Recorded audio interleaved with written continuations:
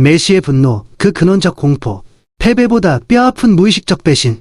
로스앤젤레스 메모리얼 콜리세움의 밤은 차가웠지만 그라운드 위의 열기는 패배한 자의 수치심과 승리한 자의 환호로 뒤엉켜 기묘한 기류를 형성하고 있었다.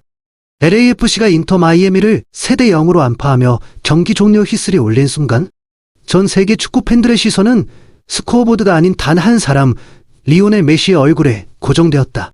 붉게 달아오른 얼굴, 심판지를 향한 이례적일 정도의 격렬한 항의, 그리고 루이스 수아레스조차 당황케 했던 통지불능의 분노. 대중은 이를 단순한 패배의 분풀이 혹은 판정에 대한 불만으로 치부했으나 인터 마이애미의 내부 사정에 정통한 세르히오 부스케치의 폭로는 그 이면에 숨겨진 잔인하고도 거대한 심리적 균열을 드러냈다. 부스케츠는 스페인 모비스타 플러스와의 인터뷰에서 메시의 분노가 향한 곳은 심판도 전술적 실책도 아닌 바로 동료들의 마음이었다고 증언했다.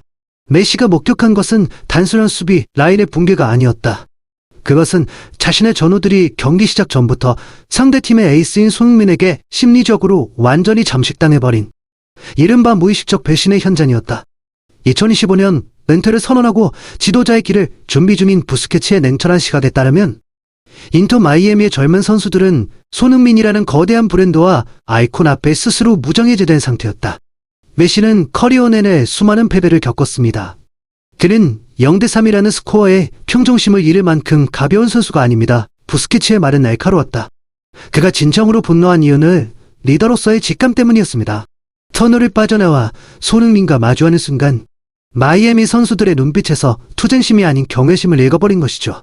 자신의 팀원들이 적장을 마치 연예인을 보듯 우러러보고 있다는 사실을 깨달았을 때 메시는 그 어느 때보다 깊은 고독과 절망을 느꼈을 것입니다. 실제로 인터 마이애미의 주축을 이루는 2000년대 초반 출생의 선수들에게 손흥민은 단순한 상대 선수가 아니다. 그들은 유튜브와 SNS를 통해 손흥민의 프리미어리그 득점왕 등극, 푸스카스상 수상, 그리고 그의 압도적인 라이프 스타일을 탐닉하며 성장한 손흥민 세대다. 전쟁터에 나선 병사들의 절반이 이미 적잖이 은밀한 팬 FAMBOY이 되어버린 상황에서 메시가 강조해온 챔피언의 갈망은 공허한 외침에 불과했다. 메시의 폭발은 결국 무너져가는 자신의 왕국을 지키기 위한 처절한 경고이자 적에게 마음을 빼앗겨버린 동료들을 향한 슬픈 일갈이었던 셈이다. 이는 단순한 축구 경기를 넘어 한 시대의 지배자가 새로운 시대의 아이콘에게 자신의 영토와 추종자들을 침탈당하고 있다는 공포에서 기인한 본능적인 반응이었다. 손흥민 신드롬과 마이애미의 인지마비, 우상을 상대해야 하는 병사들의 비극, 세르히오 부스케츠가 폭로한 인터 마이애미의 폐해는 단순한 전술적 부재가 아니었다. 그것은 현대 축구에서 가장 다루기 힘든 영역인 심리적 것에 가까웠다. 부스케츠는 이를 인지 마비 COGNITIVE 예CS라는 단어로 정의하며 인터 마이애미의 수비진이 손흥민이라는 이름 석자가 가진 거대한 브랜드 파워 앞에 어떻게 스스로 무너졌는지 전술판 위에서 증명해 보였다. 잊지 마십시오. 우리 팀의 2000년대생 선수들은 프리미어리그에서 손흥민이 보여준 환상적인 원더골들을 보며 성장한 세대입니다. 부스케츠의 이 발언은 인터 마이애미가 직면한 가장 뼈아픈 현실을 관통한다. 마스체라노 감독이 지휘하는 마이애미의 수비 라인은 경기 전부터 이미 손흥민을 막아야 할 쪽이 아닌 감탄해야 할 대상으로 상정하고 있었다. 손흥민의 폭발적인 스피드, 전매 특허인 가마차기, 그리고 전 세계적인 영향력은 어린 수비수들에게 보이지 않는 압박으로 작용했다. 그들은 손흥민을 막아내서 승리하는 영광보다 자칫 손흥민의 드리블에 농락당해 전 세계 SNS의 굴욕 영상 FAIL, COMPILATION의 희생양이 될 것을 더 두려워했다. 이러한 공포는 실제 경기 중 치명적인 인지 마비 증상으로 나타났다. 부스케츠의 분석에 따르면 마이애미의 수비진은 이른바 손흥민존 SON, HUNGMIN, ZON이라 불리는 왼쪽 페널티 박스 외곽 구역에서 손흥민이 공을 잡는 순간 팀 전체의 대형 유지를 망각한 채 패닉 상태에 빠졌다. 수비수들은 손흥민의 슈팅 각도를 좁히기 위해 과도하게 한쪽으로 쏠렸고 이 과정에서 하비에르 마스체라노 감독이 강조했던 유기적인 협력 수비 시스템은 모래성처럼 허물어졌다. 더욱 놀라운 점은 손흥민이 이 상황을 완벽하게 인지하고 이용했다는 점이다. 부스케츠는 손흥민의 끊임없는 스캐닝 SCANNING 동작을 주목했다. 손흥민은 고개를 돌려 수비진의 위치를 살피는 동시에 자신을 향한 수비수들의 과도한 긴장과 시선 집중을 역으로 이용했다. 그는 직접적인 돌파를 시도하지 않고도 자신의 존재감만으로 수비진의 시선을 끌어당기는 심리적 미끼가 되었다. 마이애미 수비수들이 손흥민의 발끝에 매몰되어 주변 공간을 완전히 놓친 사이 손흥민은 가벼운 터치로 동료들에게 기회를 창출하며 경기를 지배했다. 결국 인터 마이애미의 패배는 킥오프 휘슬이 울리기 전 터널 안에서 손흥민과 눈을 맞춘 순간 결정된 것이나 다름없었다. 자신의 우상을 향해 칼끝을 겨누어야 했던 병사들의 망설임은 메시의 동료조차 뚫지 못한 견고한 벽이었다. 부스케츠는 결론지었다. 그들은 손흥민의 실력에 진 것이 아닙니다. 손흥민이라는 위대함 앞에 스스로 무릎을 꿇은 것입니다. 전술파를 무너뜨릴 심리적 미끼. 손흥민존이 만든 전술적 블랙홀. 세르히오 부스케츠가 지목한 인터 마이애미의 결정적 패착은 손흥민이라는 존재가 경기장 위에 만들어낸 전술적 블랙홀에 있었다. 현대 축구에서 에이스의 가치는 직접적인 득점뿐만 아니라 상대 수비 구조를 얼마나 효율적으로 교란하느냐에 달려있다. 부스케츠는 스튜디오의 터치스크린을 활용해 손흥민이 공을 잡기도 전에 어떻게 인터 마이애미의 수비 라인을 심리적으로 요리했는지 그 잔혹한 과정을 복기했다. 마스체라노 감독은 경기 전 선수들에게 철저한 간격 유지와 지역 방어를 주문했습니다. 하지만 손흥민이 왼쪽 윙포워드 위치에서 공을 소유하는 순간 그 모든 계획은 휴지 조각이 되었습니다. 부스케츠의 분석은 냉정했다. 인터 마이애미의 수비진에게 손흥민 존 SONHUNG MINZON이 은 단순한 특정 구역이 아니라 침범해서는 안 될 선역이자 동시에 반드시 막아야만 하는 공포의 근원이었다. 손흥민이 페널티 박스 외곽에서 전매 특허인 안쪽으로 좁혀 들어오는 움직임을 보일 때마다 마이애미의 수비수 3명이 자석에 이끌리듯 그에게 쏘려는 현상이 반복되었다. 이것은 손흥민이 의도적으로 던진 심리적 미끼였다. 부스케츠는 손흥민의 탁월한 스캐닝 SCALNING 능력을 강조했다.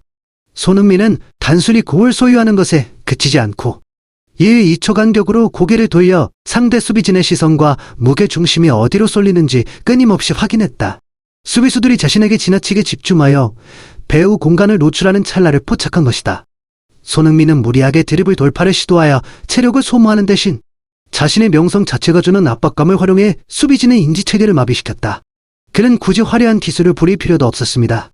그저 공을 세워두고 슈팅 모션을 취하는 것만으로도 우리 수비수들은 패닉 상태에 빠져 달려들었으니까요. 부스케츠는 이 현상을 브랜드에 의한 전술적 붕괴라고 명명했다. 수비수들이 손흥민의 슈팅을 막기 위해 전력 질주하는 순간 반대편 포스트와 중앙 지역에는 광활한 공간이 발생했다.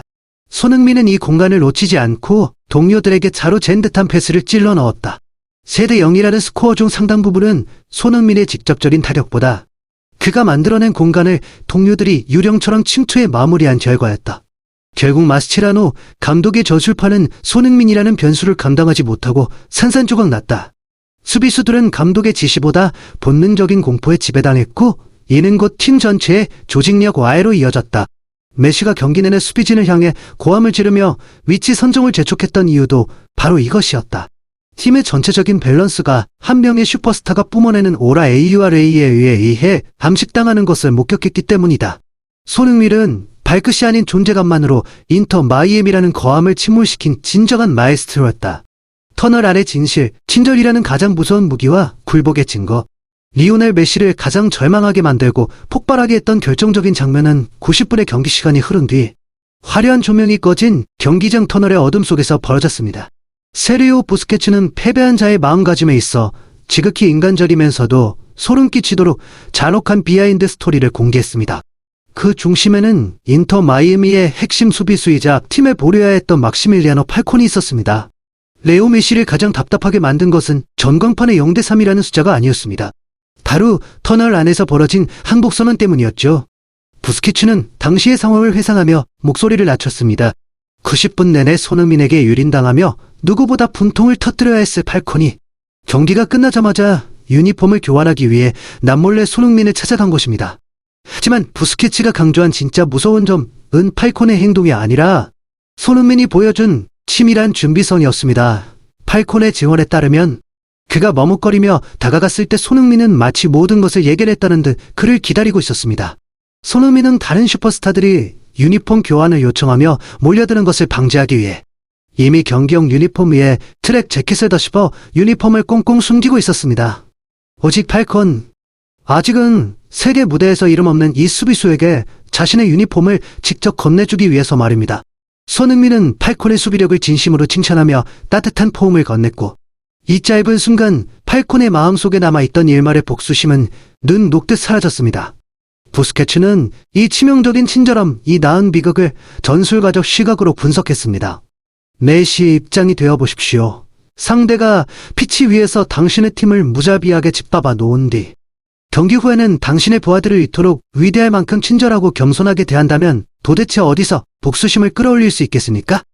이것이 바로 손흥민이 가진 고결한 인선의 파괴력입니다. 그는 상대를 압도하는 실력에 더해 적들마저 자신을 사랑하게 만드는 소프트 파워를 사용해 상대의 투쟁 의지를 뿌리째 뽑아버렸습니다. 다음 리턴 매치를 위해 라커룸의 증오심을 불태워야 한 리더 메시에게 적장과 포옹하며 감격에 젖어있는 동료의 모습은 그 어떤 실측보다 뼈아픈 배신이었습니다. 손흥민의 가장 무서운 무기는 두 다리의 스피드가 아니라 적들의 고개마저 숙이게 만드는 인격적 완성도였던 것입니다. 메시는 그 순간 깨달았습니다. 자신의 팀이 단순히 한 경기를 진 것이 아니라 심리적으로 완전히 거세당했다는 사실을 말입니다. MLS 권력 이동의 전조, 정복당한 챔피언의 심장과 새로운 황제의 지세, 세르히오 부스케츠의 이 뼈아픈 고백은 단순한 경기 후기를 넘어 2026년 MLS의 권력 지도가 재편되고 있음을 알리는 거대한 선언과도 같았습니다. 인터뷰를 마무리하며 부스케츠는 절친한 동료 리오넬 메시를 보호하는 동시에 이 거대한 지진 이후의 판도를 냉정하게 예측했습니다. 레오는 현실적인 사람입니다. 개막전은 경기를 졌다고 해서 타이틀 방어의 기회가 사라진 것이 아님을 잘 알고 있죠. 하지만 진짜 문제는 승점 성점이 아닙니다. 부스케츠가 단언한 인터 마이애미의 진짜 위기는 오상의 교체에 있었습니다. 메시를 중심으로 공전하던 마이애미의 행성들이 피치 위에서 존경할 만한 새로운 태양인 손흥민을 발견했다는 사실입니다. 적에 대한 맹목적인 숭배는 챔피언의 갈망을 좀먹는 가장 치명적인 독입니다. 메시가 경기장 위에서 그토록 분노하며 심판과 언쟁을 벌이고 동료들에게 소리친 것은 단순히 평정심을 잃어서가 아니었습니다. 그것은 잠들어버린 마이애미의 투지를 깨우기 위한 절박한 충격요법이었습니다. 하지만 전문가들의 시선은 비관적입니다. 전 프리미어리그 레전드 제이미 캐러건은 메시가 분노한 이유는 피치 위에서 유일하게 사냥꾼의 마인드를 유지한 사람이 자신뿐이었기 때문이라며 부스케츠의 분석에 힘을 실었습니다. 손흥민은 단순히 골을 넣기 위해 미국에 온 것이 아닙니다.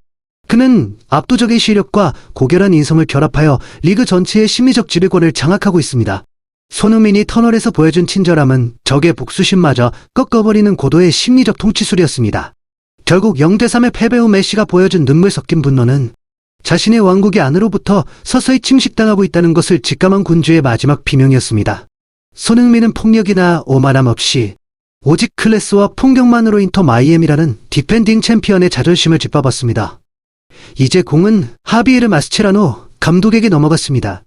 그가 제자들의 머릿속에 박힌 손흥민 신드롬을 씻어내지 못한다면 2026년 MLS의 왕좌는 틀림없이 그 주인이 바뀌게 될 것입니다. 손흥민은 이제 단순한 이적생이 아닙니다. 그는 미국 축구의 영혼을 정복하러 온 새로운 황제이며 이번 신의 클라시코는 그 위대한 치세의 서머에 불과했습니다.